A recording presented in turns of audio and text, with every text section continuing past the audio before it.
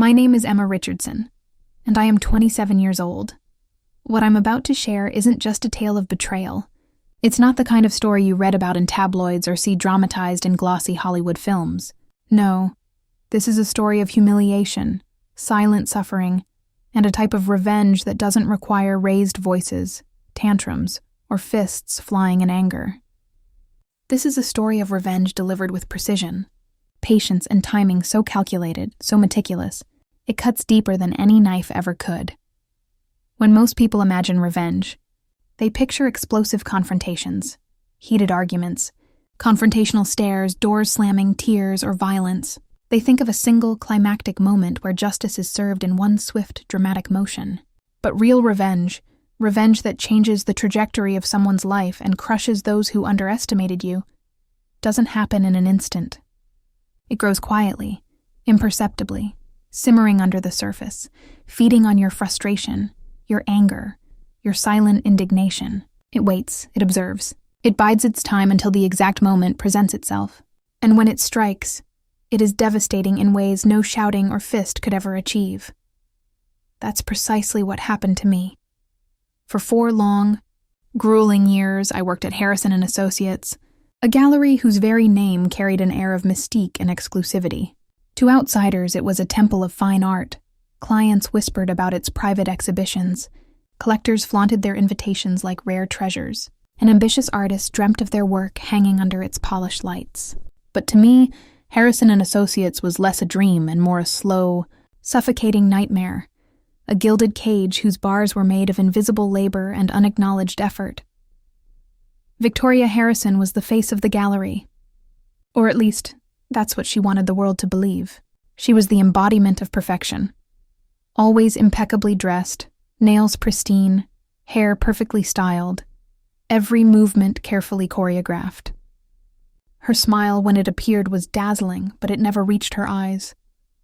You could see the rehearsed nature of it if you paid attention, a smile that spoke of calculation rather than warmth. She radiated power, sophistication, and influence, the kind that demanded respect, even if it wasn't earned. But underneath the polished exterior was a deep-seated insecurity cloaked in arrogance. She craved admiration and approval, and she needed someone invisible to make that craving appear genuine. That someone was me.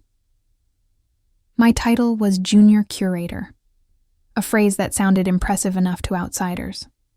But in reality, it was a mask, a polite euphemism for a workload so disproportionate it bordered on absurd.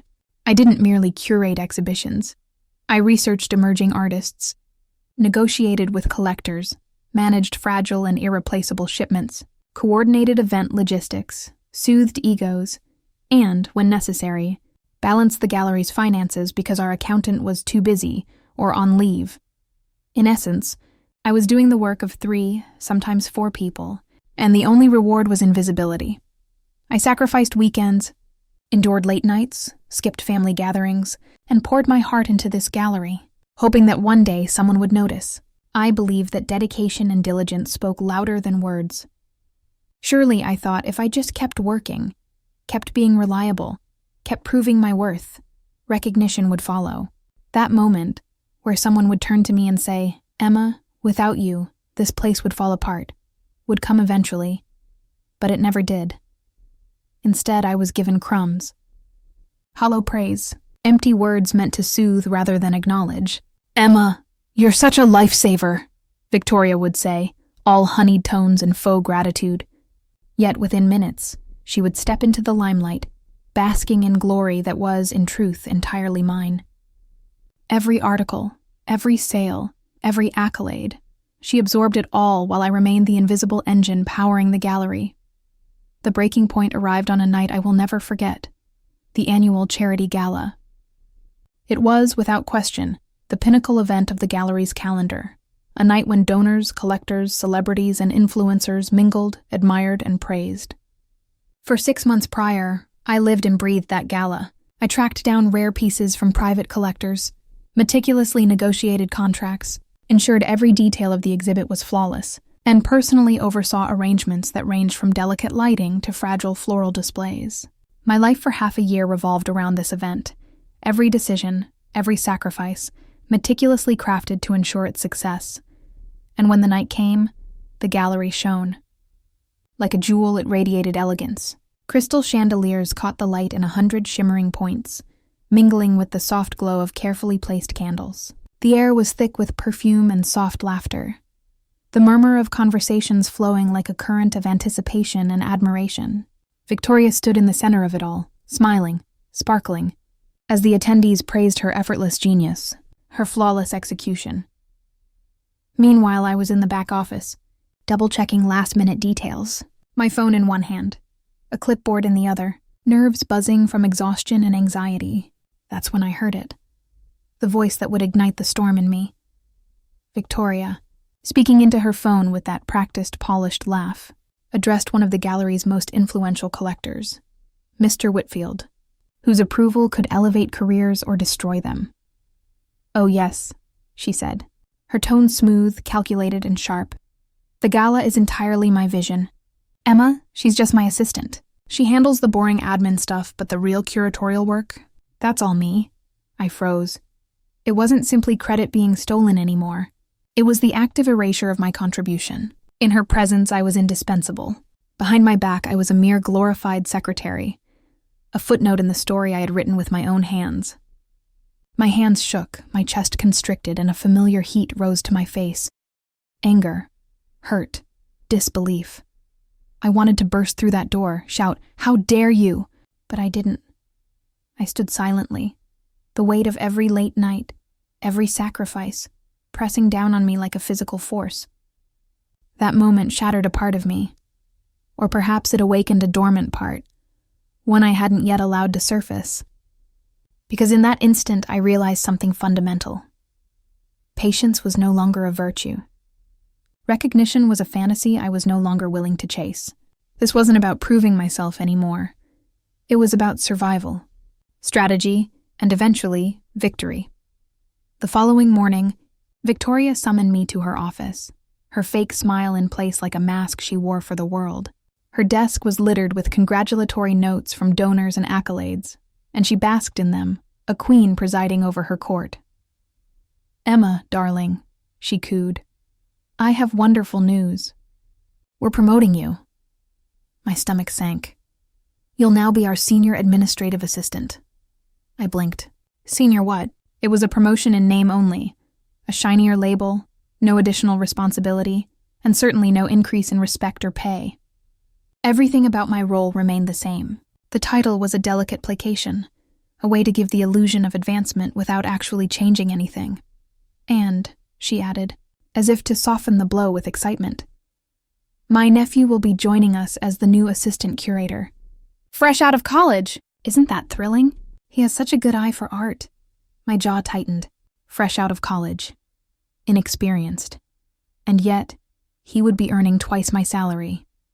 Twice. Victoria leaned back in her chair, tilting her head like a monarch inspecting her subjects. "Emma, you're so wonderful with organizational work.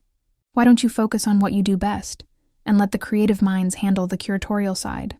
I smiled, calm, composed, controlled. Every emotion I felt was locked behind that mask.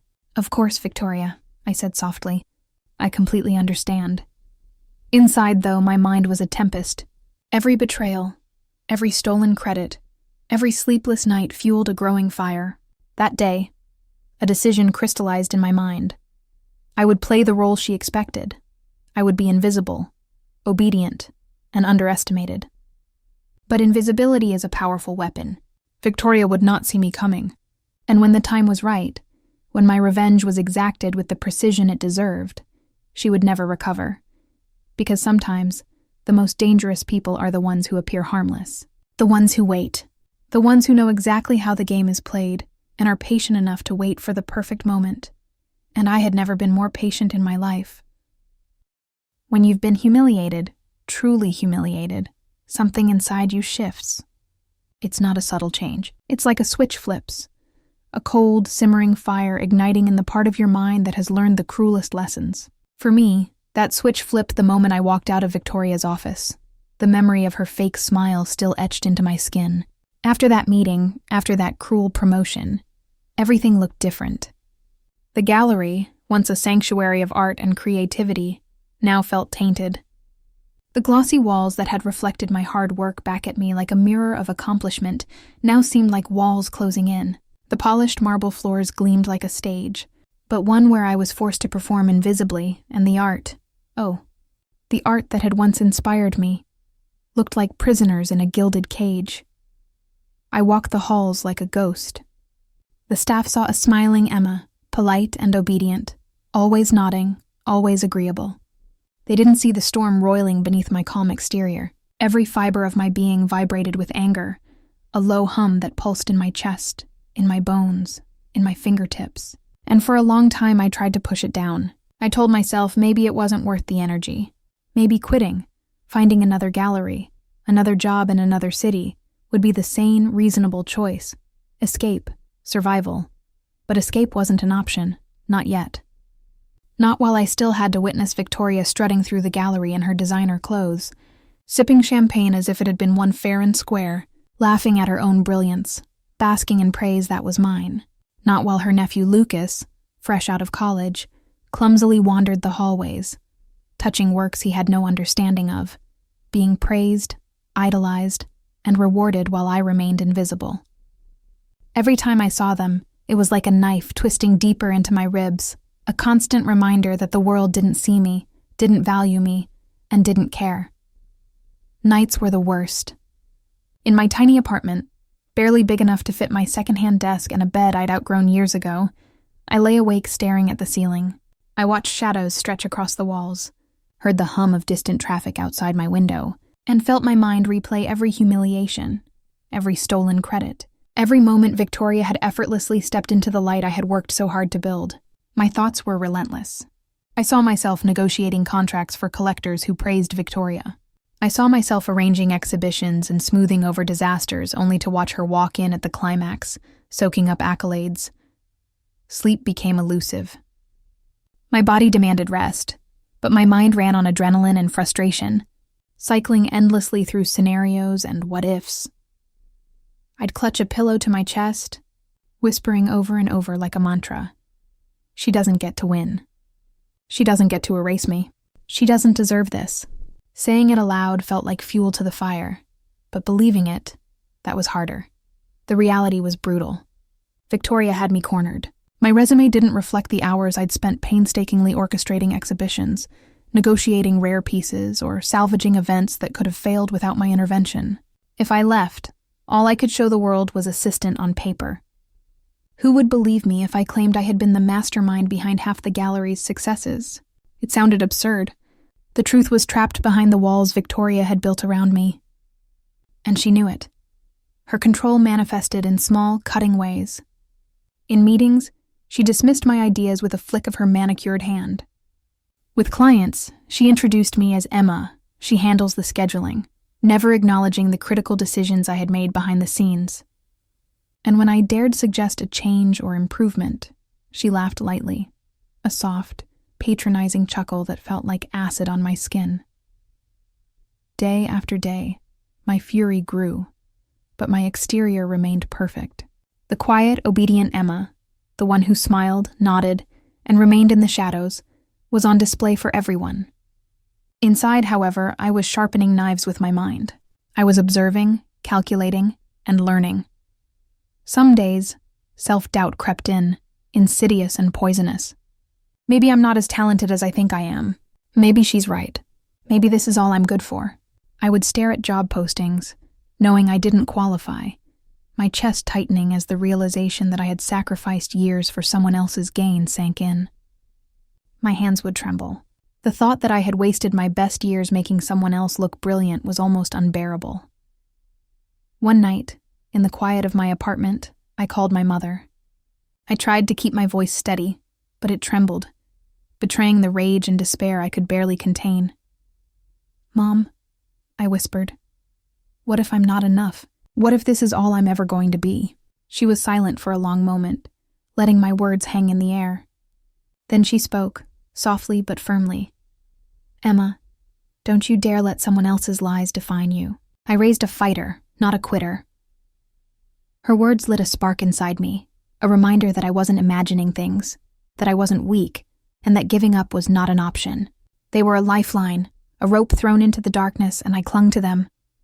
Even with her reassurance, though, the weight of reality pressed harder each day. Then came Lucas, Victoria's golden boy, a walking embodiment of entitlement. Arrogant, lazy, and clueless, he represented everything I despised. I'll never forget the first time he curated a piece for a small private showing. He chose a delicate oil painting worth more than my yearly salary and hung it crookedly beneath a vent, the kind that could drip condensation during humid weather. I nearly screamed. "Lucas," I said, rushing over, my hands shaking with both anger and urgency. "You can't hang it there. The moisture could ruin it." He rolled his eyes, smirking, as if my concern was laughable. "Relax, Emma, it's just a painting." I gritted my teeth and fixed it myself, muttering under my breath as I worked. He watched me with that smug grin, believing it adorable that I cared so much. And when Victoria walked in moments later, she clapped her hands together. "Lucas, brilliant placement. You really have an eye," she gushed. I bit my tongue until I tasted blood, my fury simmering. These moments became routine. Lucas bungled, I corrected, Victoria praised, and I remained unseen. Yet invisibility has its advantages. It allows you to observe, to learn, to notice the cracks no one else sees. And over time, I began to notice the cracks in Victoria's polished facade. The first was financial. Handling the gallery's books had put me in a unique position to see irregularities. Prices were inflated, invoices didn't match receipts, and money seemed to vanish into accounts with no clear destination. At first, I thought it was careless bookkeeping. But as I dug deeper, I realized it was deliberate. Victoria was skimming. Not huge amounts. Not enough to trigger alarms. But consistent enough to fatten her lifestyle while keeping the rest of us in the dark. My hands shook as I examined spreadsheets late into the night, my heart racing. The thrill of uncovering this, the combination of fear and exhilaration, made me feel alive in a way the humiliation never had. I didn't act immediately. Not yet. Timing was everything. A premature move could ruin everything. Every observation, every calculation had to be perfect. Patience, invisibility, and careful planning became my weapons. Victoria might have believed she had cornered me, that her arrogance would protect her, but she hadn't accounted for what invisibility allows. Quiet, precise observation. I was learning. I was planning. And most importantly, I was waiting. Because revenge, real revenge, isn't spontaneous. It's slow. It's deliberate. And I had all the time in the world. The next 3 months became my laboratory. A carefully controlled environment where every action, every observation, and every moment of patience was an experiment in strategy. Outside the gallery, people saw me as the dutiful junior curator, tirelessly running errands, answering emails, and handling admin work with the quiet diligence they had always associated with me. I played my part perfectly, polite, competent, and above all invisible. But beneath that veneer, I was building something far more dangerous. Every evening, after the facade of admin work, I dove into the real work, the work that would become my weapon. I set up an intricate archive of evidence, my own personal dossier, detailing the years of theft and deception that Victoria had perpetrated against me. I scoured emails, highlighting moments where she had taken credit for my proposals, meticulously saved original drafts of exhibition plans with my annotations intact, collected artist correspondence that proved my role in shaping their shows, and even captured recordings of conversations in which she openly boasted about her curatorial genius. Every document, every file, every scrap of evidence was carefully labeled, time-stamped, and stored in multiple secure locations. I was obsessive, yes, but obsession in this case was a weapon. At the same time, I started cultivating relationships outside Victoria's control. The gallery's world was insular, dominated by her carefully constructed networks. But I began quietly reaching out to artists directly, the ones she had sidelined or dismissed. I listened to them, not with the practiced, hollow interest Victoria displayed, but with genuine attention. I learned their frustrations, their ambitions, the nuances of their creative vision, and I validated them in a way Victoria never had. Slowly, I built trust, a network that was invisible to her, yet powerful in ways she could never anticipate. I also turned my attention to collectors, individuals who had previously only interacted with Victoria. Each email I sent, each casual conversation I had, each meeting I arranged was a seed, a small, deliberate act of planting a storm that would grow silently, imperceptibly, until it was too late for her to stop it. She never suspected. She still assumed I was the obedient assistant, the quiet presence in the shadows. That assumption would be her undoing. Meanwhile, Victoria became more careless. Her arrogance grew as she basked in the gallery's reputation, oblivious to the fact that her foundation was built entirely on my labor. She bragged openly about exhibitions I had designed, presenting herself as the mastermind to anyone who would listen. Investors, collectors, journalists, all were fed a narrative that excluded me entirely. And the more brazen she became, the more obvious her vulnerabilities were to an observer who truly knew the workings behind the gallery. Her carelessness was a crack forming in what she believed to be an impervious facade, a flaw I intended to exploit with precision. The gallery's biggest exhibition of the year loomed on the horizon, a showcase of emerging contemporary artists that I had conceptualized, curated, and organized entirely. Every detail, from the selection of artists to the layout of the gallery space, the placement of each piece, the lighting, and the timing of events, had been orchestrated by me. Yet Victoria, as usual, positioned herself in the spotlight. She met with investors, conducted press interviews, and charmed collectors, presenting herself as the visionary force behind the exhibition. I watched from the shadows, a silent general surveying the battlefield, as she strutted through the gallery, queen of a castle built on my labor and strategic planning. A week before the opening, I staged the next phase of my plan. I feigned exhaustion, the perfect performance for someone who had always been invisible, dutiful, and compliant. "Victoria," I said one morning, letting my voice sound slightly weary. "I'm feeling overwhelmed. I think I need a few personal days before the exhibition." Her reaction was instantaneous, predictable. Her eyes lit up with relief and delight. "Of course, darling. You deserve a break. Relax and let me handle the big night." She didn't suspect that my break was the calm before the storm, the moment when all my years of careful observation, careful planning, and careful cultivation of relationships would converge. She assumed she had me exactly where she wanted me, compliant, exhausted, irrelevant. During those days of feigned absence, I threw myself into the final preparations. I reviewed every piece of evidence, double-checked every email, and rehearsed the timing of each revelation. I coordinated with the 5 featured artists who were in on the plan, ensuring they knew exactly when to step forward and how to deliver their testimonies with clarity and impact. I reached out to 2 major art critics, trusted allies who had been quietly observing Victoria's behavior for years, preparing them to corroborate the truth. I spoke to 3 gallery owners who had also taken notice of my work and her misdeeds, making sure they would provide undeniable support when the time came. Every step, every word, every detail had to be flawless. There could be no hesitation, no mistakes. Every night I went to bed with a mixture of adrenaline and serenity that was almost intoxicating. I felt the same calm focus that a general might feel before a decisive battle. My body was relaxed, but my mind was laser-focused, replaying scenarios and imagining responses, anticipating objections, and preparing counter-moves. I wasn't anxious. I was patient. I knew the moment of exposure would arrive, and when it did, it would be devastating. Victoria, for all her arrogance, would be utterly powerless. Even as I prepared, I kept up the facade. I answered Victoria's emails promptly, organized her meetings with collectors, and nodded attentively in discussions, the perfect obedient assistant. Nobody outside my inner circle suspected the magnitude of what was happening behind the scenes. I smiled politely while secretly strategizing.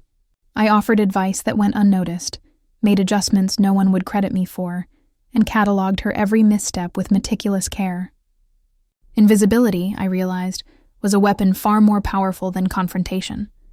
It allowed me to see, to learn, to manipulate outcomes in ways Victoria could never anticipate. I also refined my network beyond the immediate gallery circle. Artists who had once been skeptical of me became allies, their trust hard-earned but unwavering. Collectors who had only ever spoken to Victoria began reaching out to me independently, asking for advice, sharing ideas, and even requesting personal previews of upcoming exhibitions.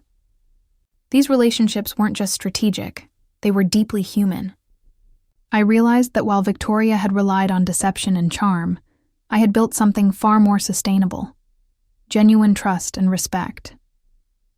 And then, the final piece of preparation fell into place. Timing. The exhibition opening, the press, the collectors, and the artists all had to align perfectly. One misstep, one premature revelation, could ruin everything. I rehearsed scenarios in my mind, visualizing Victoria's face as the truth came out, imagining the shock, the disbelief, the helpless fury. I would remain calm, invisible until the moment, allowing the evidence and testimony to speak louder than anything I could ever say. I spent hours late into the night, my apartment quiet, except for the soft hum of my laptop and the occasional creak of the floorboards. I would review spreadsheets, reread emails, and listen to recordings, ensuring that every piece of evidence was indisputable. Each file was backed up in multiple locations, labeled with meticulous precision. I felt the weight of years of humiliation and invisible labor in my hands. But instead of despair, it fueled me. Each injustice became a tool, each slight a building block for the storm I would unleash. As the opening drew closer, I could feel the tension building, not within me, but in the gallery itself.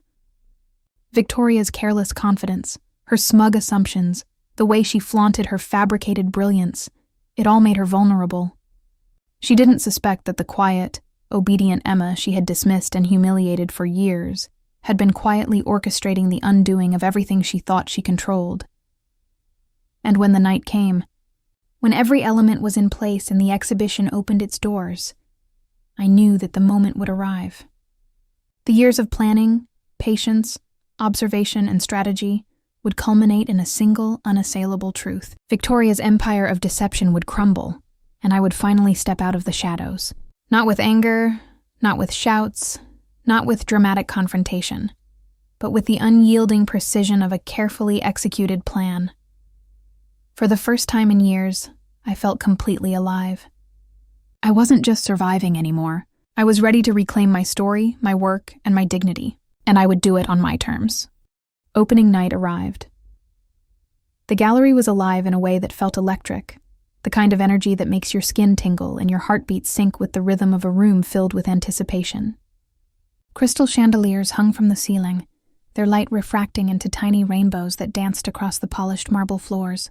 The scent of fresh flowers mingled with the delicate perfume of guests and the subtle musk of polished wood, creating an atmosphere both luxurious and intoxicating.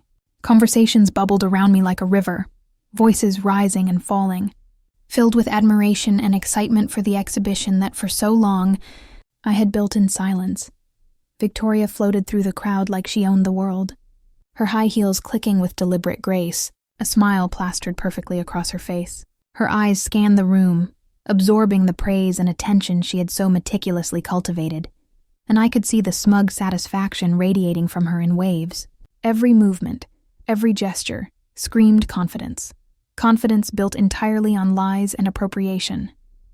Behind her, Lucas trailed awkwardly, attempting to mimic her charisma, his nervous energy betraying his lack of experience and knowledge. He smiled too widely at the wrong moments, gestured at artworks with over-exaggerated appreciation, and fumbled through conversations with collectors, trying desperately to impress. And me? I was calm, collected, invisible. I moved through the crowd like a shadow, unnoticed, yet completely in control.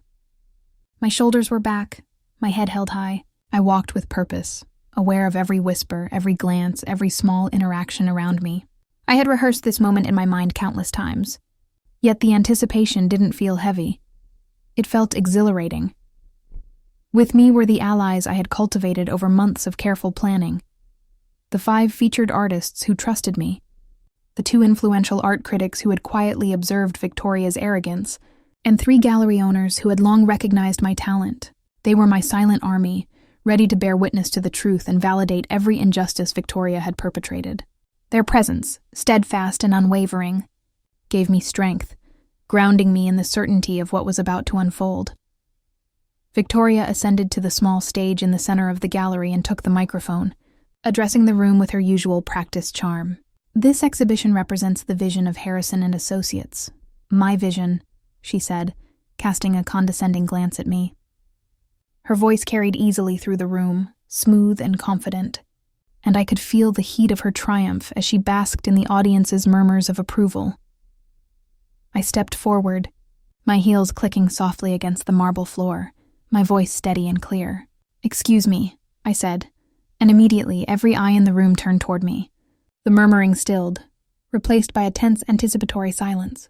"I think there's been some confusion about who actually curated this exhibition."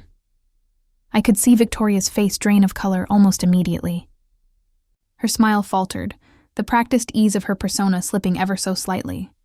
The crowd shifted uneasily, the first whispers of doubt rippling through the room. I opened the first folder I had prepared, revealing carefully organized emails, proposals, and records that irrefutably demonstrated my authorship of the exhibition. Every annotated plan, every meticulously scheduled meeting, every artist correspondence, every painstakingly crafted layout, all proof that I had orchestrated the exhibition from start to finish. The artists nodded as I spoke, confirming my claims, their voices calm but resolute. Each affirmation reinforced the evidence, strengthening the narrative that had long been hidden. The crowd began to murmur, a low undertone of disbelief and curiosity, as the reality of Victoria's deception settled in. Eyes widened, conversations stuttered, and the weight of the truth hung thick in the air. But the real bombshell was yet to come. I reached for another folder and revealed the financial discrepancies I had painstakingly uncovered over months of secret observation. Victoria had been inflating prices, diverting funds, and committing acts of financial fraud.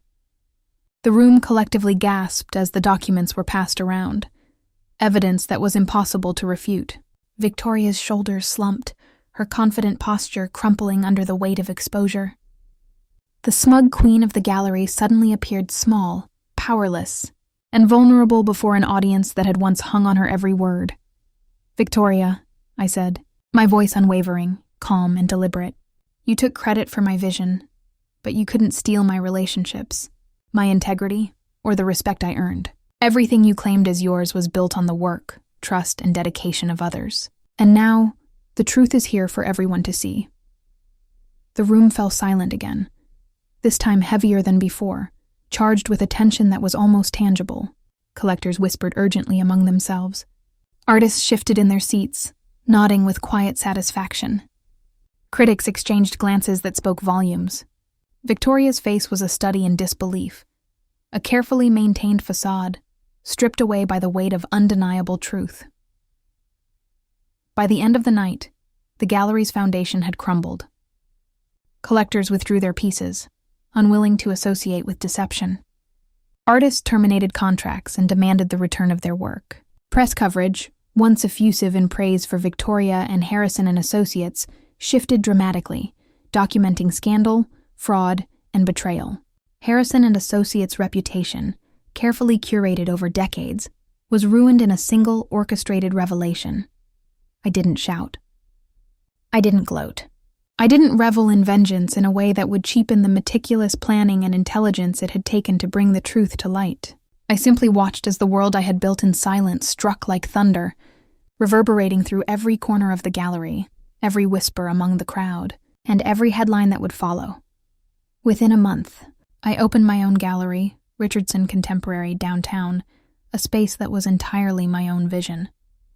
Artists joined me eagerly, including those who had previously been trapped under Victoria's shadow, silenced and unseen. The opening exhibition sold out, the walls alive with vibrancy, creativity, and talent, finally recognized and celebrated in the way it deserved. Collectors and critics praised the gallery for its innovation, integrity, and respect for artistic vision. It was everything I had envisioned and more. Victoria? She faded quietly from the art scene. Once a figure of prominence and perceived genius, she eventually took a job at a small frame shop, her empire of deceit and arrogance reduced to nothing more than a faint memory. Every attempt to rebuild her reputation faltered. The world had seen the truth. The power she had wielded through manipulation and theft had vanished completely, leaving only the reality of her misdeeds. And me? I had claimed my rightful place, not through shouting, confrontation, or public humiliation, but through intelligence, skill, patience, and unwavering integrity. I had proven that the quiet, unnoticed work, the labor done in shadows, the meticulous preparation, and the cultivation of genuine trust could achieve a victory far more enduring than any rash act of rage. I learned that real revenge isn't about dramatic confrontation or emotional explosions. It's about creating something undeniable, something so powerful and complete that the truth cannot be ignored, no matter how carefully it was hidden. My grandmother had always said, "Success is the best response to those who doubt you." I had lived that lesson, and the proof was before me in every artwork, every smiling artist, every approving collector, and every critic who recognized the gallery for what it truly was. Today, Richardson Contemporary represents over 40 artists and has locations in 3 cities. It is more than a gallery. It is a sanctuary for talent, a space where creativity is honored and integrity rules. It is a living testament to the idea that work done in silence, with patience and foresight, can achieve what shouting and anger never could. Never underestimate someone who has been dismissed, overlooked, or deemed insignificant. Those of us who have been invisible, ignored, or underestimated have learned to succeed quietly, to build power patiently, and to wait for the exact moment when it will matter most. And when that moment finally arrives, the impact is unstoppable.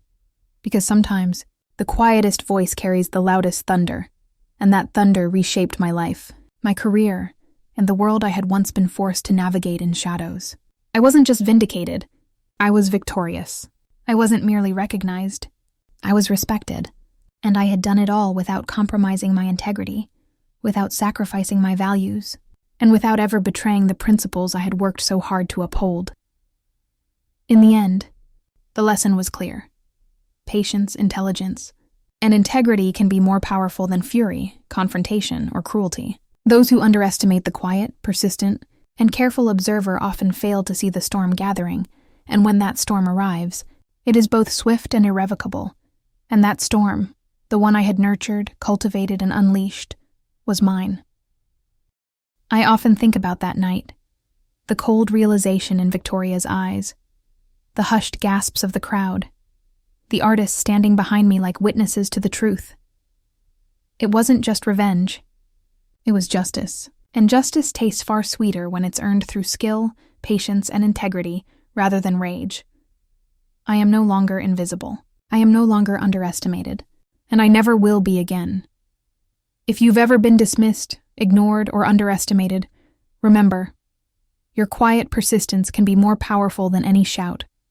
Like, subscribe, and share this story to inspire others to channel their inner storm. Because sometimes the best revenge isn't drama, it's undeniable success.